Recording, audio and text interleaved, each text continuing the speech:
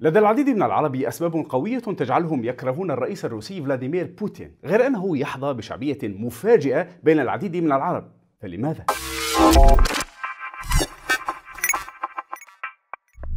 على حساب السنة السوريين، ساهم الرئيس الروسي في إنقاذ نظام بشار الأسد من الانهيار عام 2015.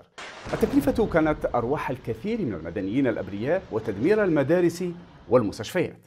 حتى الميليشيات الشيعية التي تحالفت مع الروس لدعم بشار الأسد تعلم جيدا أن علاقات بوتين الوثيقة مع إسرائيل مكنت القوات الجوية الإسرائيلية من قصف مواقع الميليشيات الإيرانية والشيعية في سوريا دون عقاب.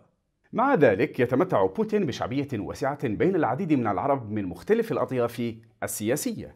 السبب يكمن في بحث العرب المستمر عن بطل جديد يكون منقذ الأمة، مثلما فعل صلاح الدين الأيوبي الذي هزم الصليبيين في معركة حطين واستعاد القدس عام 1187. في خمسينيات القرن الماضي عقد العرب آمالهم على الرئيس المصري جمال عبد الناصر الذي وعد بتوحيد العرب وتدمير إسرائيل.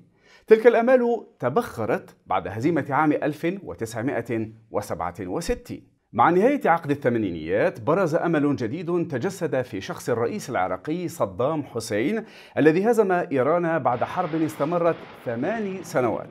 في عام 1990 هدد صدام حسين بتدمير نصف إسرائيل ثم غزا الكويت، فحاز على موافقة الجماهير العربية الحماسية لبدء الوحدة العربية. لكن هذا الحلم تبخر من جديد بعد هزيمة الجيش العراقي على يد تحالف دولي قادته الولايات المتحدة. بعد خيبات الآمال المحلية لجأت الجماهير العربية للبحث عن منقذ غير عربي، فكان الرئيس التركي رجب طيب أردوغان المثال الجيد في ظل تحديه للغرب وخطابه المعادي لإسرائيل، غير أن تحولاته السياسية المفاجئة جعلت الكثير من العرب يغيرون رأيهم.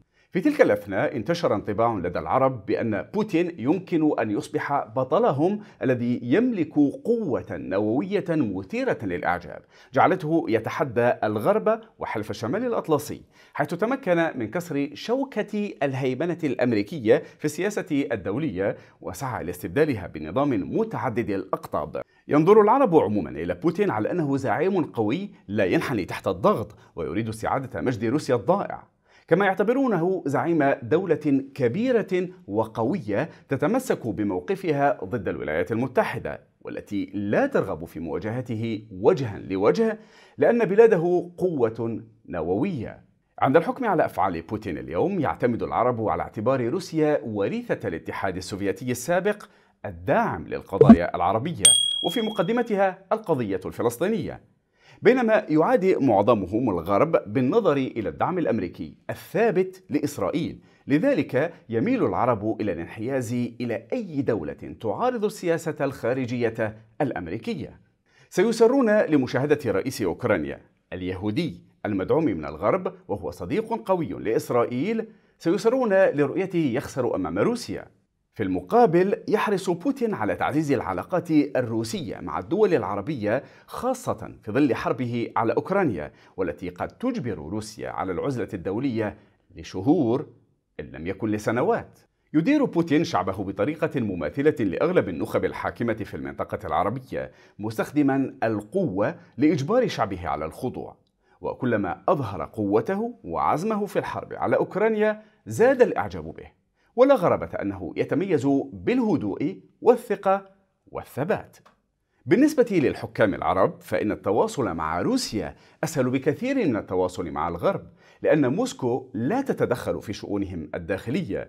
فعندما انتشرت ثورات الربيع العربي في المنطقة عام 2011 أدانتها روسيا ووصفتها بأنها مؤامرة أمريكية ضد الأنظمة القائمة. كما تعتبر روسيا مصدرا رئيسيا لتسليح العديد من الدول العربية، فالجزائر مثلا ظلت مستوردا ثابتا للأسلحة من روسيا بما يتجاوز 80% من مشترياتها العسكرية منذ استقلالها عام 1962، بينما تستورد مصر حاليا أكثر من 40% من احتياجاتها العسكرية من روسيا. أما الإمارات العربية المتحدة والتي تعتمد تقليديا على الأسلحة الغربية فتشتري الآن عتادا عسكريا روسيا يمثل 6% من وارداتها العسكرية. كما عرض بوتين بيع نظام الصواريخ المضادة للطائرات S-400 إلى المملكة العربية السعودية. في غضون ذلك أصيبت واشنطن بخيبة أمل بسبب عدم إدانة القادة العرب للحرب الروسية على أوكرانيا. علاوة على ذلك فهم غير مستعدين لتغيير نهجهم تجاه روسيا، وذلك نتيجة اعتقادهم بأن البقاء على مقربة من بوتين سيخفف من انتقادات الولايات المتحدة لسياساتهم الداخلية، خاصة ما يتعلق بحقوق الإنسان والديمقراطية.